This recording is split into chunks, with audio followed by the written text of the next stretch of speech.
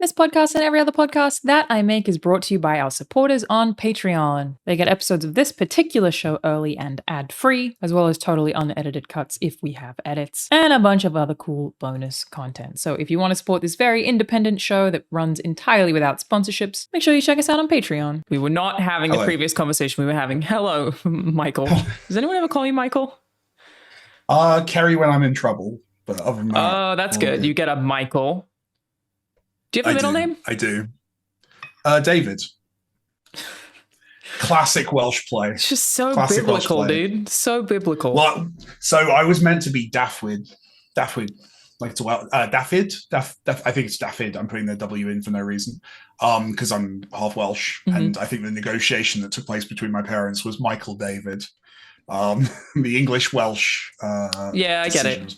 It's a strong name. It's colonialism is what it is, Alanah. Yep. And, yeah, again, it is what it is. Biblical, though. I feel like anyone with a David is, you know, you just got a lot to live up to. It's hard to become a David, a John. Yeah. The trick is to not accidentally become a Goliath, right? That's the trick. Right? That's the end goal. Just that one That's thing. One hell of a name, though. Imagine naming a kid Goliath. That would be a badass play. I think that's sick, actually. Name a kid sick. Goliath. Yeah, that's a Chad immediately upon birth, which is obviously what we want from our kids. It's just good, wholesome masculinity. Anyway, sorry, go on. We've not talked in a while. I honestly don't want to do a podcast. I just want to chat. How is DICE? Of course, organized by the AIAS, the Academy of Interactive Arts and Sciences, is a annual award show that takes place down in Vegas /conference. How was it? That was a totally normal way to form that question. I like that. There were vibes. There were vibes, Alanah. There were vibes. Yeah. It's definitely... I think the kind of the most commonly heard phrase I heard was alive till 25. That seems to be the kind of the thing that everyone will survive till 25. It seems everyone is just kind of trying to hang in there through everything that's going on. It's I imagine that's probably what we're going to talk about in this podcast, right? It's tough times. A lot this week. I did hear of a certain journalist who, a lot of people could probably guess who it is, was just like walking up to people and being like, hey, heard you guys have layoffs next week. Just like with almost no regard for how people would feel. And so a lot of people left feeling a lot worse because of this person just being like, too bad. I did not see that journalist walking around doing that for a week. I definitely did not see that journalist constantly walking up to people doing that. No, that's not something I experienced. What a bummer. No idea who you're talking about. It's real sad. So yeah, everybody, I don't know the current count, but there have been a lot of layoffs this week. From 7,000 we're up to this year, right? Which is wild. Boy, it's I'm having a hard week. This week has been very tough. In terms of like a lot of video game industry news, I feel like is back to back either sexual harassment on some massive scale or layoffs right now. And it's just, where's the good news? Anyway, it's difficult to want to encourage people to get into game dev right now, which is a thing that I've always tried to do. It's difficult to watch, even for people who still have jobs, it's difficult to watch people, week after week after week have their lives uprooted. People with families, people who've moved to some of the most expensive cities in the world for these careers that they just no longer have, and you feel very helpless. And there's a survivor's guilt, right? Totally. Either way, right? Yeah. It's really, really difficult to watch, and it's just, I think I naively had it in my head that last year was going to be it, and everyone was doing it last year, so this year would be better, and then this year is on track to be exponentially worse, like unfathomably worse. It's a difficult time to feel positive about making video games. Also, like all the canceled games, like the latest Star Wars game from EA, was Respawn, got canceled, and I think those sometimes people maybe underestimate how much a cancelled game can really hurt a lot of people, because those are years you don't have on your resume. They're unaccounted for. You still signed an NDA, so it's not like you can even really talk about it. Like, it just becomes... There are people with decades-long careers who've never actually published anything, had a project come out. Yeah. It's crazy. Yeah, and then there's all the crediting issues that we also have in the games industry with, like, if any of these games are still going to ship that have had or been affected by layoffs, do those people still get credited even though they were laid off? It depends how long they were on the project, and that's not something that's up to them, and it's just really shit. How are you feeling about things from the indie space? Because most of the news that I'm seeing is all AAA right now. Yeah, I think the unfortunate and unpleasant truth is there's a stay of execution for indies. So I think what we're seeing right now with the AAA folks, that's heavily tied to the financial year. So that's heavily tied to companies trying to, C-suite people, CEOs, basically trying to make the company look as healthy as they can before the end of the financial year, for like a shareholder kind of perspective. Interesting. That's why the whisper behind the scenes definitely was not, oh, this is over, now we've hit Christmas, because the actual end of year was a few months later. Yeah. There was definitely obviously most companies didn't want to do layoffs right before Christmas, because it's just a terrible, terrible, terrible thing, rather than just a terrible, terrible thing. Didn't stop some, but largely that was avoided. But then, we're in the worst of it, hopefully, right now. Not to jinx or wish anything on anyone else. With the big companies, I think what the difference with the indie space is most of us are not publicly traded companies. So most of us are, private companies. So we're not beholden shareholders. Yeah. We are beholden to cash flow. So basically, most indie studios have, and I know you know this, Alanah, I'm talking past you a little bit, but like have outgoings every month, X number of staff, X basic salary, multiply, that's your cash flow, that's your burn rate, and then you need a cash flow in order to pay those people. And that's usually taken care of either by legacy titles, stuff you've already got out there that's kind of making its money over time, or from publishers, investors, those kind of people. What we're seeing right now is obviously less people playing games than were a couple of years ago, just in terms of the kind of the swing down after COVID, but also the big kind of companies with shareholders scale problems. Those are hitting publishers as well. So there's less money being put into games and funding and stuff like that. So there's a lot of indies, I think, are either funded till their next game comes out, or are funded because a current game has come out that's done well, but there is kind of a problem down the road for a lot of studios. A lot of studios are in very good places. A lot of studios are doing fine, but definitely talking around different indies, like there are folks who are, at various stages of, I've got X months left. And some people I've talked to, it's a few months, and that's scary. I think there's going to be a trickle of indie stuff basically throughout the year, for those companies that are not, basically who are not surviving till 25, that will kind of kick in. For indies as well, because of our scale, it's less likely to be we've fired 10% of our staff and more the studios closing or going into hibernation. So I think we'll see more studio closures at the indie scale than layoffs, generally. But yeah, it's going to be different. It's going to hit lots of companies differently. But yeah, I imagine the landscape for pitching is also virtually impossible for indies right now, right? Like, it's not that's like what I've heard. Go to a dice and pitch a game, as a lot of people used to do. Some are like, I was actually pleasantly surprised that there are publishers who are looking for stuff right now and are doing funding. I was actually really surprised by that. It's definitely not as much as it could be. But I'm not pitching currently, but like talking to other people who are pitching, it's competitive. And what's going to be really interesting / very difficult in the next year is obviously a lot of those folks who've been laid off from AAA studios.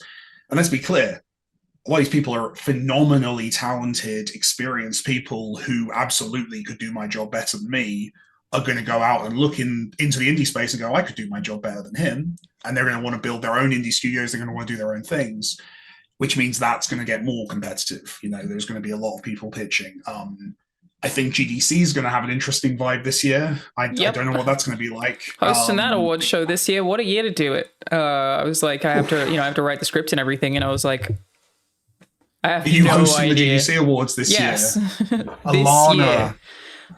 It's going to be really hard. Yeah, because I agreed before the layoffs really even started. It was forever ago.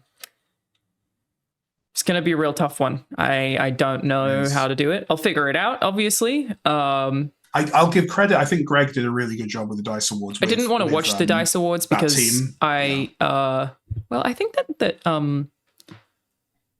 think that Zalavia might actually write the DICE Awards script. I think Salavia and Greg both contribute, and I'm sure Stella did too. I think there's a couple of writers behind the scenes as well. But I didn't want to watch it because I don't want to be influenced by it. But my thing is, I do feel like we have a lot of industry leaders letting us down. I'm certainly not saying I'm one of those in this context. I'm saying I will be on stage at GDC in front of a bunch of game developers. And I was like, well, at least let me use it to say something where a lot of other people have not said anything. Like, that's an upside. There's a lot of things that I think we've been very quiet about. And that this is just continued. Like, there's a lot of criticism of Jeff Keighley this week of not saying anything, which I don't know what he would say as someone who doesn't and never has worked in game development. But I also understand the perspective that, like, he has positioned himself as, a voice of the games industry. So I've seen that criticism directed at him, where obviously the CEOs can't say anything. Somebody on stage at GDC can say something, and I'm sure that everybody at GDC will try and say something at probably every panel that we'll have, to be honest. It's not a great year to be hosting an award show. Feels bad, but I will figure it out. You're going to do great. You're very good on stage. You've got that experience. Thank you. The thing that I think is going to happen is that I'm probably going to write a script and the GDC is going to be like, this is a lot. And I'm going to be like, I'll cut that back. It's fine. Because I signed something saying I wouldn't offend anyone.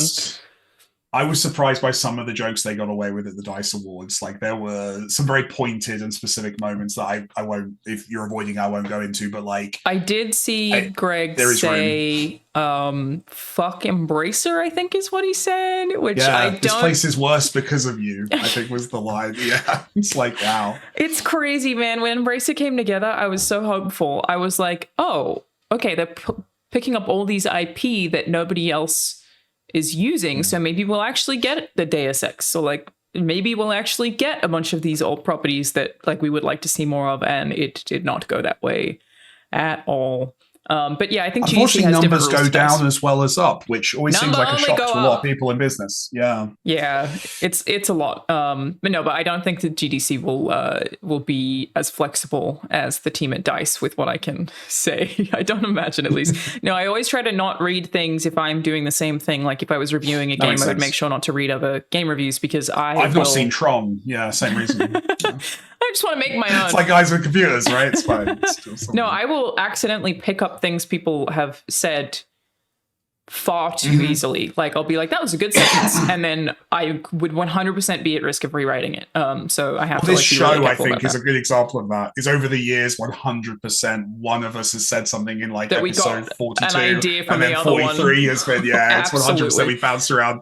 There's whole entire anecdotes that we have like either stolen from each other or like built over time together. It's wonderful. Almost definitely. There are so many bits of knowledge that I have now that I'll share as if they're my own, and they're not. I just learned them from somebody else, and I don't know who, and I'll be like, I don't know who I learned this from, but... That's knowledge you've just described as a concept. Like, that is true. Knowledge is just a bunch of stuff you learn from other people. That is a good point. Like, that's all what have you learned if not things from other people? Exactly. It is a good point. But yeah, it's a shitty year. I feel very sad about the industry as a whole, and the weirdest guilt that I keep having, which I think I mentioned to you already, is I keep being like, well, then I should give up my job to somebody else. I'm in a position where I can afford to not have this job and I'm doing it because I love it. I should give my job up to somebody else. And it's been a very weird thing to wrangle with, feeling like I'm keeping a job that I do because I love it and not for money from someone else. Like, that I would screw the team over if I was like, I'm leaving to give a new person. That would be insane and terrible for game development. But it's like a weird guilt that I'm like, oh, I wish we could hire more people. We are still hiring. I just keep trying to share all of the places that are hiring on Twitter as well. It's like all I've been trying to do is just retweet. It's tough because that's hiring. the instinct. The number of times in the last like 6 months that I've like texted my business partner and been like, there are so many talented people. We need to hire them. We need to just give them something to do we're not able to just. I would have scaled the company to 500 people if I could. It's like I also just keep seeing we've done what we can, but I also just keep seeing oh, well, you came from a AAA studio. If you've got that game on your resume, you'll be fine. That goes a long way. But everybody's out of a job. Everybody does. There's who you're competing with, everyone at the top tier. How do you stand a chance? Like, it's just even hiring such a mess. I don't know the numerical kind of relationship, but like there's definitely less jobs than there are layoffs. Like, I don't know what the ratio is, but like it's not. Can't even be close. Like, the industry can sustain like one big layoff round at one company every few months. Like that happens and has always happened. But what this is, I mean, pretty much fundamentally most game companies in at least in America have done this in the last 6 months. Yep. It's pretty unanimous, and like that you means said, that no one's hiring to replace because obviously they're all shrinking. Yeah, and so like hiring's getting frozen as well, so people are stopping hiring. Mm-hmm. Like, I don't know how you would find out this data. It would be very interesting to see how many seniors we just completely lose from the games industry, because like some of that was happening anyway. Like, I know people who've left game dev to go to film and TV, and I'm not sure how that is going to work out long term either, because Disney's output for TV was so big here in LA that they have so many jobs. But I don't know if they're going to hit layoffs too. But like losing, people with tons of years of experience, it's also bad for the entire workforce and just really sad to think about, And the opposite end of it, right? The juniors, especially, I don't know, a lot of people in the audience won't know this, but like there are lots of jobs in this industry. Most jobs in this industry have like a lower threshold of you must have X number of years experience. If you're a junior who got your job in the last year and have been laid off, then this work you've been doing this time won't necessarily impact that, which is a shame. And won't be applicable. It's tough, and the loss of seniors always delays. And I guess it would be lovely if all gamers cared about this stuff, because humanity, and it sucks. But on a pure kind of does this impact the games level? Yeah, losing the seniors, that's how you slow down the progression of better games. I made a whole video about that was I think it's called Let's Talk About the Layoffs at Bungie and Everywhere Else, where it was like a plea for me to make gamers understand why they should care, because there's a lot of like, it's the dumbest fucking shit, and it drives me nuts. There's a lot of just like, well, that's the economy, bro. The stock market. The weirdest one is people tying it to AI this time, which I've seen a lot of, which is that's way preemptive. 95% of cases utterly ridiculous. Like, I had to explain to someone sort of recently that no, game developers cannot use ChatGPT because it is a public and not at all secure source. Like, I wouldn't use it for my job anyway. B, if you were to use it and you had to put in anything that was related to anything you were working on, that's like a huge data breach. You can't just put your game info into ChatGPT. It doesn't work that way. It's like, no, of course they fucking aren't. He was like, I bet people are. If they want to get fired, they are. But otherwise, all of my work stuff is hooked up to a VPN. Like, they could see everything I do everywhere. I'm not fucking using ChatGPT to write a video. It would be insane. But part of that plea was, yes, people, we understand why this is happening. And we understand the system and like anyone who's complaining about layoffs doesn't inherently misunderstand the stock market. Like you don't have to be a genius to put the pieces together.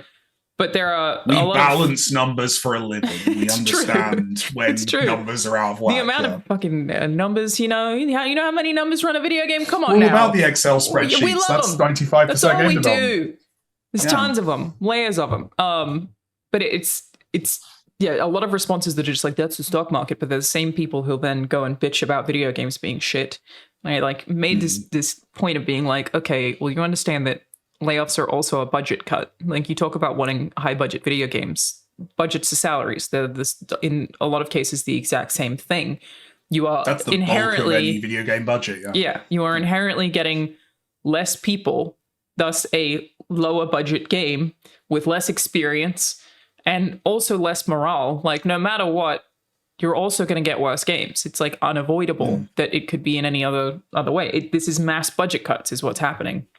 I also feel like that is an interesting, potentially permanent shift. You know, we've been talking about like the AAA bloat of how just prohibitively expensive AAA video games have gotten. Mm-hmm. I think we may be at a point of that capping right now. I think that maybe they're finally like, whoa, let's stop going to 200 million. And I'm very curious to see what that will look like. We keep talking about video games getting exponentially more expensive and cycles getting longer. And I think that this happening right now is also probably the exact same time that all these CEOs are stepping in and making sure that budgets are like actually sufficiently capped. And I'm curious if like we would just go back to shorter games, because, you know, things used to be 10 hours that are now 25. The Last of Us takes 10 hours to finish. The Last of Us Part 2 takes 25. That's a massive increase. All of those things are budget. And I wonder if that's the solution. I don't actually know, because I have nothing to do with numbers, thank God. Or the games industry would be even worse than it is. If it was me, whole mess. I'd be like, a whole billion to everybody. There you go. Yeah. Everyone will have all the money they want. Yeah, make a small indie game with 5 people. The budget is $5 billion. Yeah. Yes. Yeah. Cocoon. It's interesting. I've been around long enough that I've had I think this is expensive as AAA games are going to get conversation like 5 times at this point. Like I remember having the exact same conversation around like 30 million. That's a ridiculous. It was always going to be exponential until somebody stopped. There has to be a limit for sure. Yeah. And when you compare that to how movie budgets work versus the business model of movies, like there's games, there is definitely a ceiling, and it feels like there has to be about where we are. I think it's going to come down to marketing ultimately, like convincing the audience that a smaller game has value. I think as well, it's been an awkwardness for a while. I wouldn't be shocked if we see more of a perception split between multiplayer and single player. By which I mean that, like, in the same way as no one expects the way the audience thinks of indie games, right? No one expects an indie game to be $60. No one expects an indie game to be 25 hours long. I think that idea that a game is going to be a lifestyle product and is going to be like an ongoing rolling service, I think that's going to split off even more than it has from the single player or the multiplayer but small experience. Because otherwise the single player games are just going to continue to get more expensive. Because if you're trying to make Last of Us 2 and also there's multiplayer, it's going to just continue to exponentially scale. Yeah. And where we have seen games that have kind of compromised that and made like something cheaper or at least smaller in scope, something like Suicide Squad, you see an enormous backlash to that. And you see I'm not saying that was the only reason Suicide Squad had a backlash, but like it seemed to be part of it from the outside. So I don't feel like that game was smaller in scope. I think it was trying to be. It was small in scope compared to a Destiny. It was in. Oh yeah, certainly. I just wouldn't have thought smaller in scope compared to a City. Like Arkham City. And that's what I'm saying. It was in the middle. It was trying to bridge that gap between like a live service rolling ongoing mega game and like an Arkham City kind of scale game. And I think it found itself in an awkward middle ground. Not big enough, but also I think live service is very hard too. Like obviously there's always a push for that because you can get people playing the same content. It's generative content. I mean, Helldivers is a really good example of like generative content sorry, it's not generative. Emergent gameplay is what I mean. Sorry, it's emergent. That people are loving, that also has what I would call a very healthy monetization system. Helldivers 2 played it for the first time yesterday and then like just looked up a bunch more about the monetization, and it at no point in my time playing it has it shoved anything in my face, and all of the things you can buy you can earn in game. Just a very good approach to that. But obviously there's a lot of appeal to live service that I think maybe now some of these companies are realizing that making a Destiny is not that easy and it required but that's Bungie to do it. That's a tough thing to explain to shareholders. Like this is something, I mean, I think Jim Sterling has like, what was the phrase? The kind of it's the they don't want to make some money where they want to make all the money. Yeah. And that's capitalism. Like not to immediately jump into my role on the podcast. No, but the whole thing is capitalism. It is like you are if it's something that I think just fundamentally to kind of normal people who manage the finances of a person, you pay your rent, you pay your mortgage, you have a budget. This doesn't make sense until you're in that kind of big business kind of logic of genuinely most video game publishers would rather make a 100 million bet that has a low chance of working than a 1 million bet that has a high chance of working, because you ultimately have to spend the money anyway. Why not go for the big swing? And I think what we're seeing is a few big swings really missing. And the consequences of that, obviously, as is always the case, being applied to the workers rather than those in charge. And I think that's one of many issues. I'm not saying that's all of it. That's a part of it. But it is very tough. Something like a Helldivers is doing phenomenally well, but perversely, that's a harder pitch to take to a publisher to go, we're going to go in at a lower cost, we're going to have a less aggressive monetization, and we're going to do better. We're going to do okay. Like there's a higher chance of this working than the big swing. A lot of publishers, most publishers will go for the big swing rather than I remember that was something I had to learn when I started the company and started going and pitching.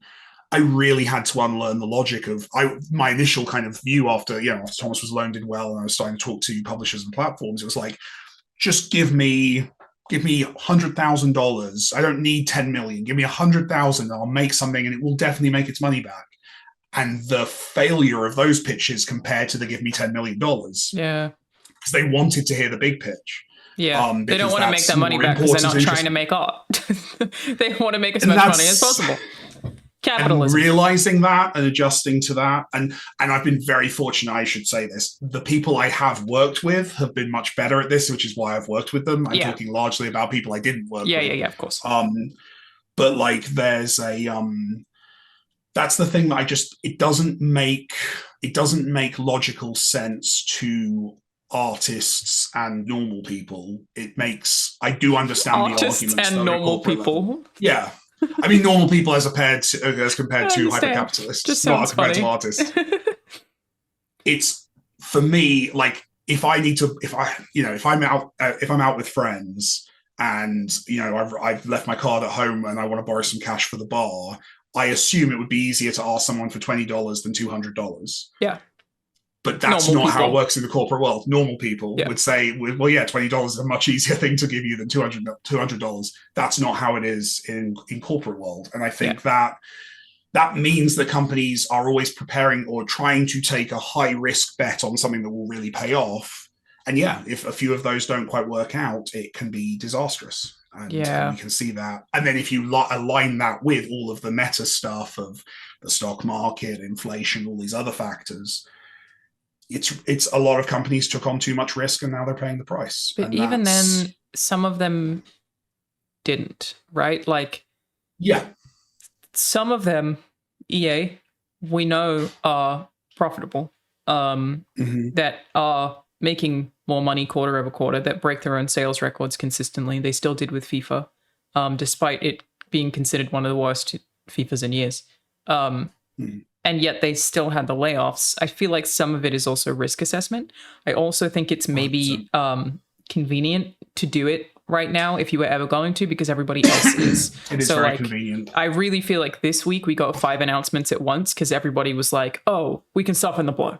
The PR's everybody, not just one of us. Well, you know where it gets really perverse, and I'm not saying this is true of any company we've named, is there is the perverse situation in a moment like this where if you're a big company with lots of shareholders and all the other companies are doing layoffs, there's a weird fashion, a trend of kind of, we should do that too. All those other companies, they're all being efficient. They're all getting rid of staff and producing the same amount of products. We need to be perceived to be as efficient in the same way. Because it's and also I'm not saying that's true of anyone we're talking about, but that could be a genuine kind of that has happened before. Inherently any smarter than anyone else, right? The stock market is still just a bunch of people hedging bets. That's all it really is. There's no reason that any of those people... Biggest roulette in the world. Totally. That's all it is. Yeah. There's no reason that any of those people are not also just going, why haven't you had layoffs? Even if they know nothing about video games, because most of them probably don't. I feel like I have this everyone's doing it, Alanah. Yeah. All these successful companies, and their stock goes up when they do it. So why you should make layoffs too, even if they don't understand. And I feel like I have this ideal world that can't exist, that I'm sure I've said on this podcast before, where it's like, okay, if you're a gamer and you really care about what the games industry is doing, invest in, literally buy shares in the companies that you care about, and make sure you buy more when they do something that you like, and sell if they do something that you don't like, and do last time this was done, the GameStop thing happened. I think this is dangerous, Alanah. I think what you're suggesting That's a different system. That was just people trying to fuck over hedge funds, which we're okay with. Sure. This, my suggestion is literally put money into the stock market if you have money to spare, but you need so many people to do it. And also the problem is, I actually think very few people are capable of avoiding corruption. I think almost all of those people, no matter how much they love video games, would go, wait, you're telling me to put more money in when they do something that I like, even though the thing that I like is making them less money? No, more microtransactions. I reckon that would take someone 2 weeks before they would start looking at the stock market as they're as incentivized gambling. In the same way as any other shareholder is, right? Yeah, and you're always going to be more incentivized by money than you are by the thing you love. That's just the because once you've invested, it's your money. It's not their money anymore. It's your money, and your money you want to see a return on. This is the thing. Is it's as a bit of a game theory nerd, John Nash and all that.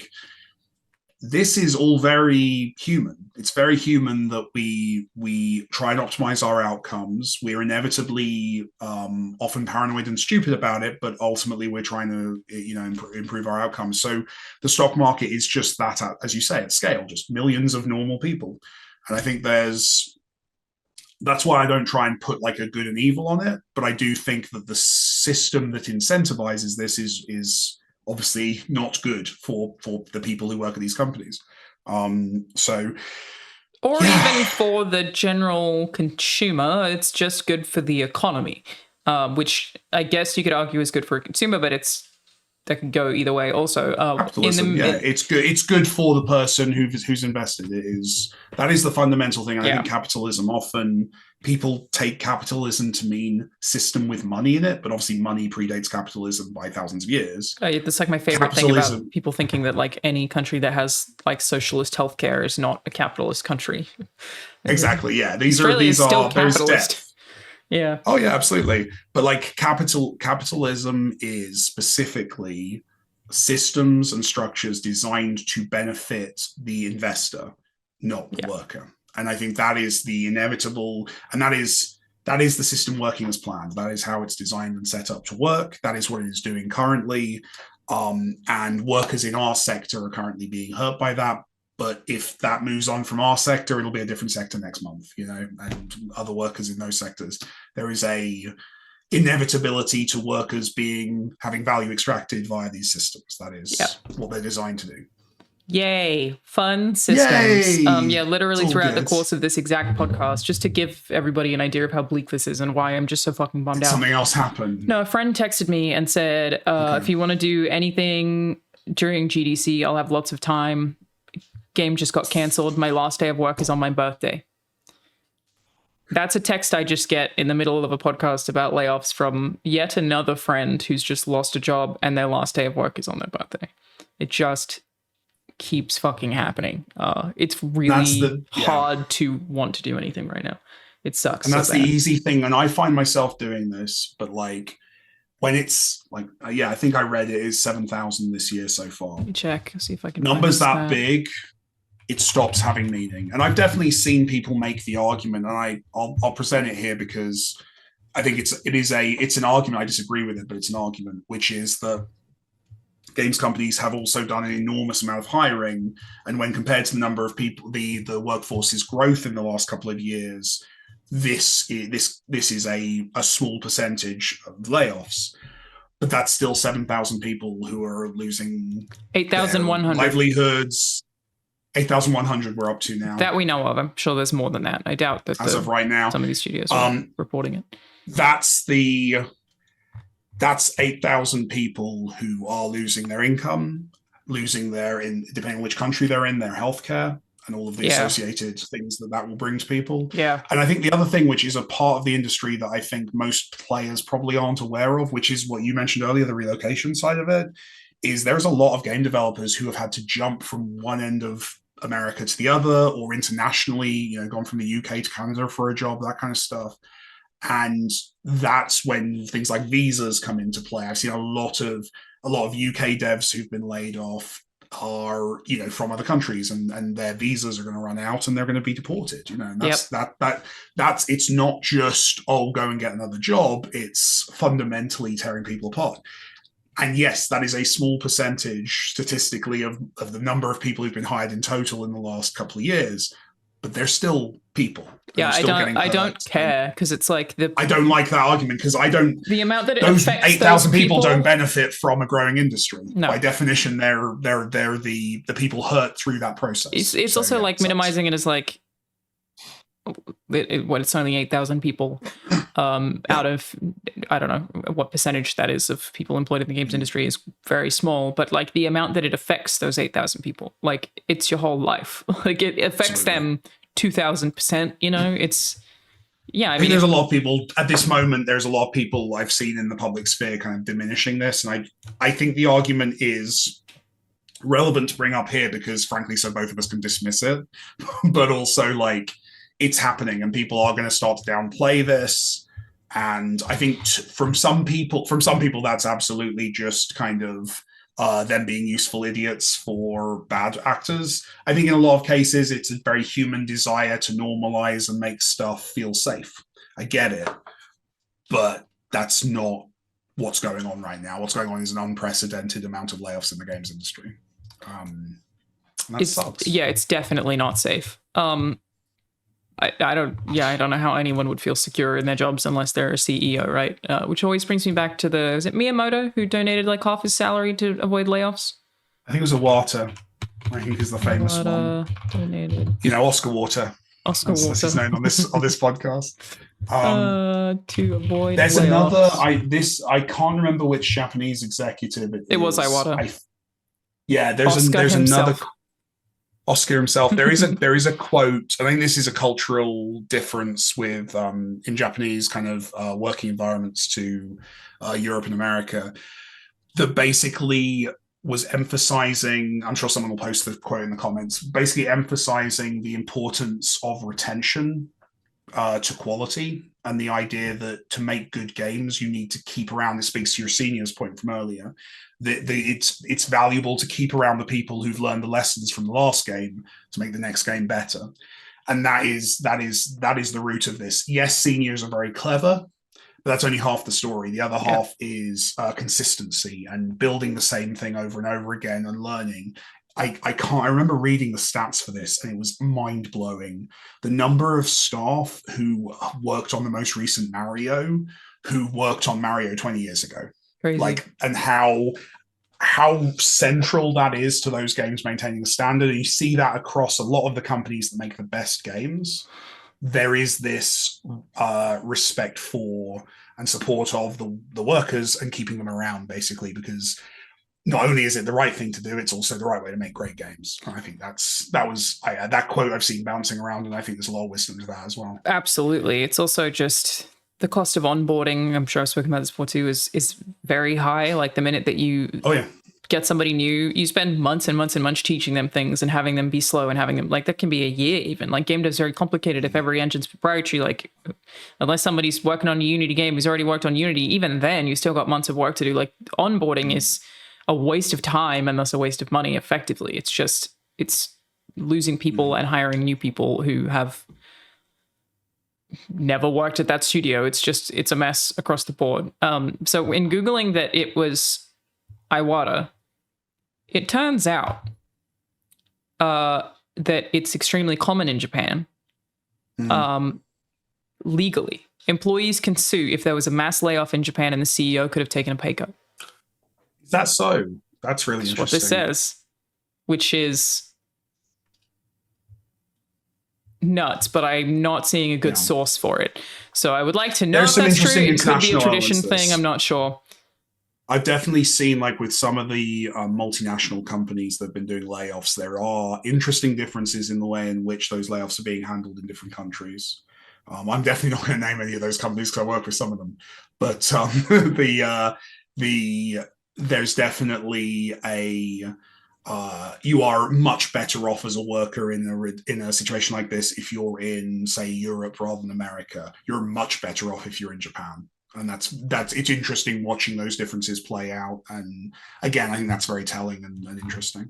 Now I want to look up layoffs in Japan to see if that's actually true.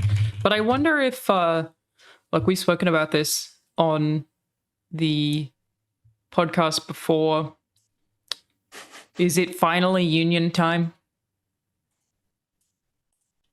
I think there's lots of people working in that area, right? CDPR got their CD Projekt got their union officially confirmed. Huge congrats to IGN as well.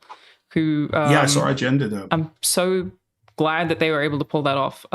It's the IGN Creators Guild, it's called. They got voluntarily recognized, which is awesome. That's good. That's smart as well. Yeah. And I think it's like, you know, the Coyote versus Acme thing?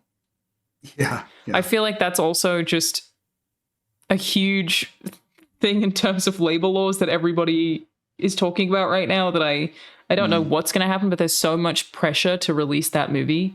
As for anyone who doesn't know, Coyote versus Acme, it's Warner Bros. They made a movie that screened incredibly well and everybody really liked it, but are not releasing it for tax write-off purposes, allegedly. And I guess people are pushing for there to be a labor law that studios can't just withhold completed movies that could benefit thousands of workers when they would instead prefer to use them for a tax write-off. Because I think that is like also just a weird new trend, unless it's been happening for a long time and I just didn't know about it. I think an insane thing to be happening. It wouldn't be the first film that's not been released, but I think the current kind of scale of production that's happening is highlighting that issue. I think it's becoming more popular, and also there's just more stuff being made, so it's more visible. But yeah, I think those are good conversations. I obviously, as a company owner, feel very uncomfortable like trying to get involved in that conversation because it's not for me. It's for other people to have that conversation. All I'll say is, if I was still a worker and an employee, I would 100% be interested in looking into that. Mike, you as a business owner, how do you approach protections for employees? I mean, we have a bunch of kind of, obviously we have like an employee handbook. We have kind of some stuff like that that's kind of set up. We also have, because we're based in the UK, we have a lot of kind of legal stuff that locks us in. You guys do have way better layoff laws, right? 100%. Yeah, I can't just fire what they someone. Employees, I can't decide. Yeah, sorry, go for it. Assuming I'm reading from the right source here. Employees are entitled to statutory guarantee pay during their layoff period. They could receive this as full pay unless they have a contract clause allowing them to offer reduced pay if necessary. Employees can claim... Consultancy.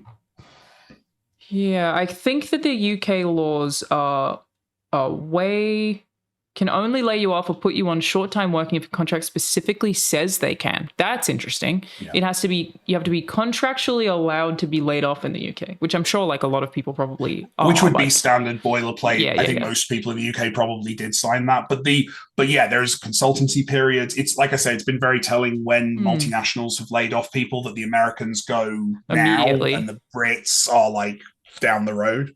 So that happens consistently. They do give severance to people who are laid off in the US, though, right? I think yes, but from anecdotally, I think it's less than we would normally expect in the UK to do. The other thing, honestly, with most of this stuff is there's the legal stuff, and then obviously as an employer, you get to decide what you want to do on top of that. And obviously, if I was ever in that position, I would be very generous as much as I could. Yeah. So, yeah. The US Department of Labor website for severance pay says severance pay is often granted to employees upon termination of employment. It's usually based on the length of employment for which an employee is eligible upon termination.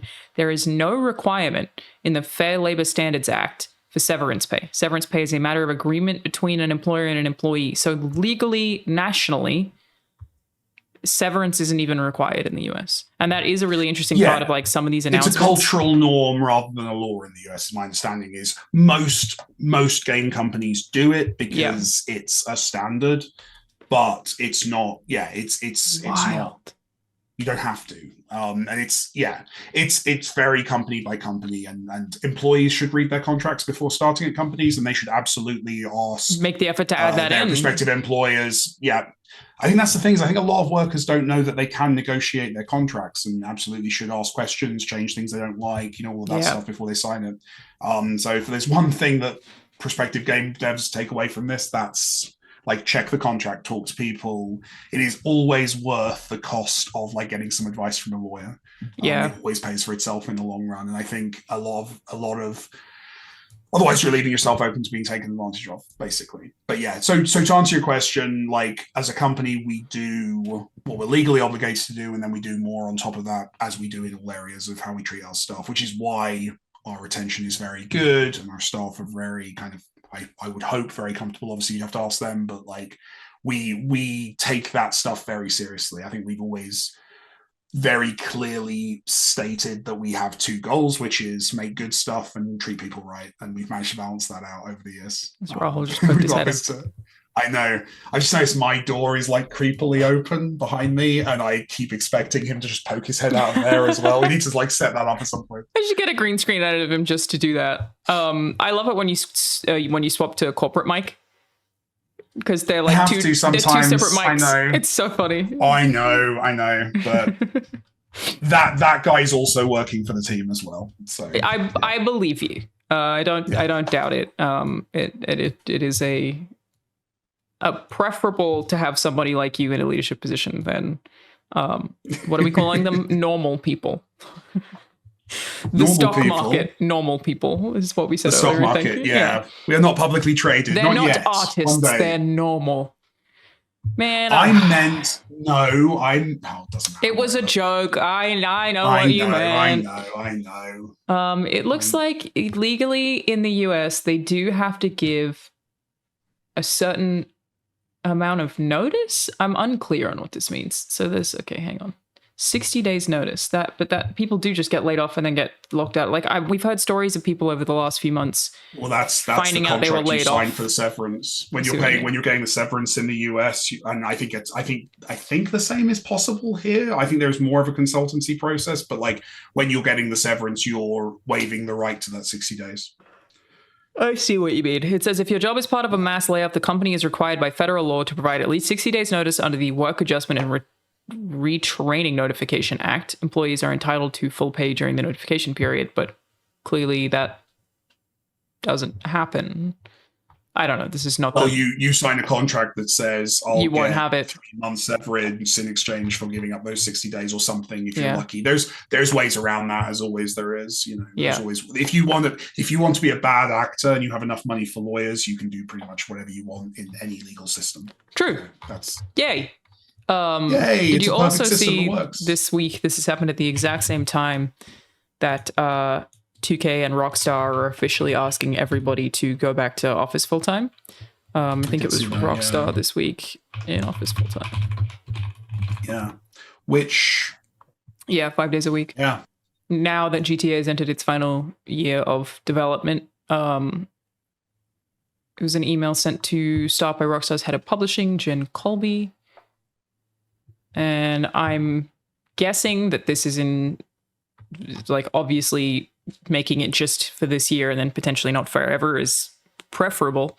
But very difficult for a lot of people who've been hired or have lives obviously outside of offices. But I wonder if the leaks impact that too, like all of these video game leaks. Probably a bit, but also I definitely know a lot of folks at the bigger studios did want to get their staff back, and I think that was always kind of part of the process that was going to happen. I think in a lot of cases there will be staff who decide they don't want to, and those staff will go and find other jobs. But obviously, in this current job market, that's going to put people in there's going to be a lot of people who have to kind of make the choice to basically do something they don't want to do in order to pay the bills. Yeah, so, you've got a lot of power in asking people to return to office right now, for sure. That timing is interesting, isn't it?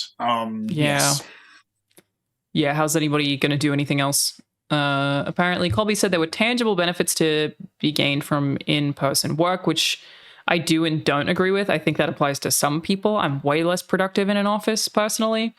Making these changes. Honestly, I like what a lot of studios are doing, where they're giving people the choice, and I think that's in most cases working relatively well. I think there's challenges to it. There's challenges to remote working. There's challenges to in person. But that works. I mean, I'm a remote only studio. So if you really are someone who loves an office, and lots of people do, you shouldn't come and work with me, because that's not going to fit your lifestyle. And we've definitely done like interviews with people where about halfway through the interview process, they've kind of realized, oh no, I'm not going to get to have a chat by the water cooler. That's something that I need. And have you always been that way? You never had an office? No, for like the first 5 years, I definitely had like a vanity thing where I would make my business partner like go around a bunch of like offices with me, and kind of we look at places. And the thing for us was always we'd look at the office and we'd look at how much it would cost and how much it would cost to like cover people's relocations and stuff. And we just realized we'd rather just pay that in salaries to people and let them live where they wanted. And it's really broadened who we can hire. We got a team. We're still very much UK based, mainly because of time zones. But like we have people from all over the UK. We have folks in Ireland. We have folks, literally one person who works for me who lives on a canal boat and travels the country. Like it's awesome. Like there's freedoms available to you if you work remote. So I think for us it works and it fits. But I wouldn't class it. I would never place that as like the friendlier or better or kinder option. It just suits us as a company and suits the kind of people who came to work at this company. And I agree. There's a lot of people. Because there are people who are not just the CEOs who prefer working in an office like quite dramatically. Totally. And I don't think it's blanket evil, in which it is being presented as in some ways. But sorry, to finish what Colby said in the email, it was making these changes now puts us in the best position to deliver the next Grand Theft Auto at the level of quality and polish we know it requires, along with a publishing roadmap that matches the scale and ambition of the game. I'm not a CEO, but technically I am actually. Technically I am, you are 100% of my own company. But this is content. I'm currently a contributor to your company's content. To my company. That's true. And I think there are things we need to talk about and shift and change. Let's talk about your labor laws. Do you feel like you're working overtime? You technically are right now. We're outside of my scheduled hours right now. It's all good. How would Colby know if I don't feel like there's any way of actually saying this is going to make the game of better quality and higher polish? I feel like that has to be somebody's hunch. I think that would be. I mean, it's all people's hunches. Like I'm not going to speak to Colby's opinion or whether it's whatever, but I think I don't think there's data regarding that. But yeah, I again don't think it's inherently evil. No. I've not really ever seen any data that suggests that working in an office is more efficient than working from home. I do genuinely believe though that there are different kinds of people. I think it's totally reasonable to have companies that work in one way or another or a combination. I think where The only other time I've ever seen people raise, I think, legitimate kind of questions is when something shifts. Yeah. I think COVID caused, obviously, everyone to shift in one direction, and the shifting back is, I think, challenging to a lot of people, and not to mention all of the kind of the accessibility and disability stuff that's associated with these changes as well. If you're someone who can't physically travel to or work in an office, then the last few years you've had unprecedented opportunity, and that's starting to close. Those doors are starting to close on people. I have a chronic illness that I have worked in offices full time and I'm capable of it, but it makes it very difficult. I call it CFS. It's technically not, but CFS is the easiest way to describe it. We only figured out last year what it actually is. But I will faint and I get extremely tired. Basically perpetual exhaustion. Working from home, meaning that I cut out that travel time, or I'm not walking around an office all day, or I'm not talking to people all day, and I can just sit. Has made my life infinitely better. And that's just like a very tame example of somebody with CFS. Like, some people can't work at all because you literally just sleep all day every day, which sometimes I do on weekends, and sometimes I have trouble not doing during the week. If I ever don't stream for a while or upload videos for a while, it's because it's hit me really bad and I need to sleep at like 6 p.m. and then wake up at 8 a.m. And that makes working in an office extremely fucking difficult. So in terms of accessibility that I would consider like needs to be more extreme than mine, of which there are countless. Yeah, we've gotten so many people in the games industry who offer so much insight as well. Yeah. I don't want to lose those people from our industry. Endless upsides to accessibility, to people providing that insight remotely or otherwise. That it's a thing that I could talk about for forever. But when we talk about accessibility options in video games, really it's just customization options. Really, it's not about letting people who are disabled play games. Certainly that's part of it and important, but it's also like everyone gets more options. Why would you not want to just customize the game to exactly what you want? It's never made sense to me that anyone would be against that. And isn't it cool that as a society we figured out a way to customize working for people who work at a computer to be something you can do at home? We did that because of obviously an enormous global problem, but it seems a shame to lose that option and to step back from that unnecessarily. So I hope in most places this remains an option, at least.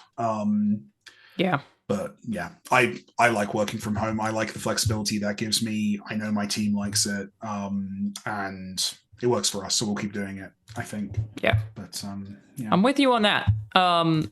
Final piece of news today that I thought was actually positive to end things good on. news.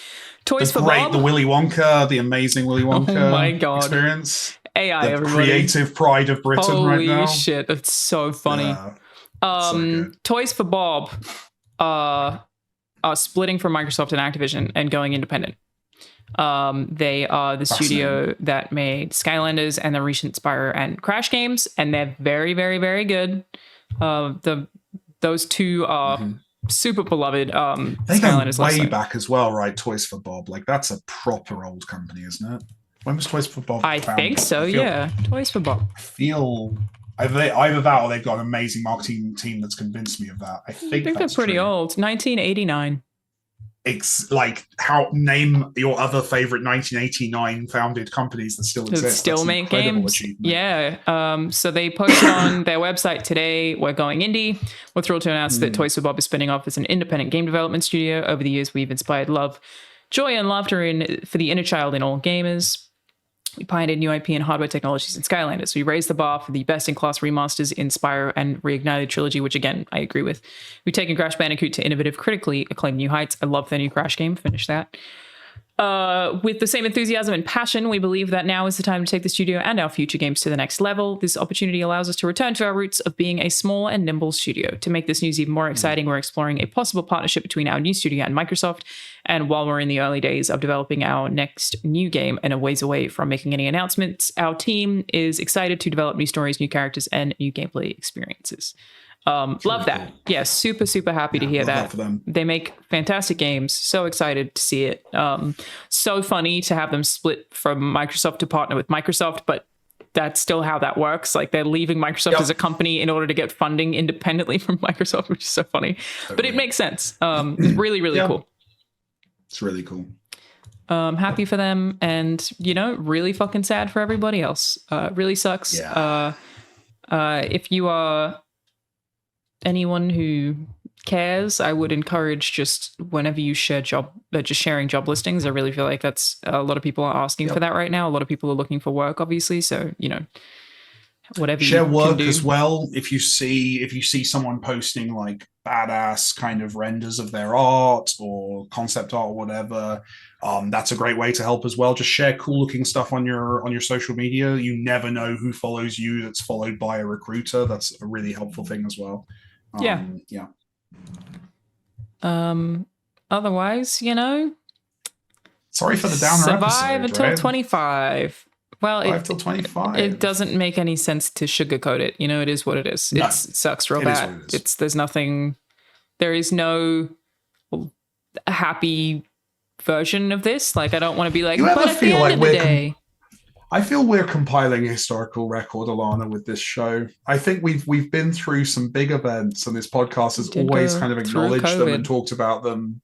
This is, I'm not saying people will study this show 100 years from now. But they might. People might study this show for 100 years from now. Yeah, 100%. Yeah, I feel basically writing about the Great Fire right now. This is good. Peeps would be impressed. We did cover COVID because that's when we went weekly. We're now back to bi-weekly, which, again, very proud of us. We're lucky, yeah. No, we're keeping it. It's worked. Have we managed it? Yeah, okay. It's worked all year. So every second week. Sometimes I do a Saturday instead of a Friday. But what am I? Jesus, I'm just one little CEO. What am I supposed to do? Hang on. I wanted to see when we actually published the first episode. This is our 150th episode. Oh, what a lovely celebratory tone we struck. Yeah. Happy 150, okay. everyone. 200 will be the one that's like really exciting. Yeah. That'll be the one. Yeah, we'll do that. Episode 1 was 4 years ago.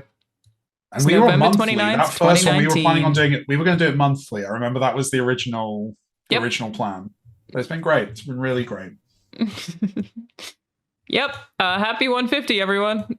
Oh, I might be wrong. Hang on. It might be. I might have read 6 as 9. It's a podcast, even a podcast, if they've not got ambiguous with the episode numbering. Like, I feel like that's an essential moment in every podcast's evolution. The playlist has 149 things in it, but it's not 149 episodes, because remember there were times when we did bonus episodes where we like split it in 2? I have no idea. There have been bonus episodes of the show. So this is 147. We're okay. We're good. 150. Games industry's going to turn around in the next 4 weeks. 1.5 months. Yeah. We'll be fine. Great. All right. Fine. Thanks for watching, everybody. I'm Alanah Pearce. I'm a video game writer. That's Mike Bithell.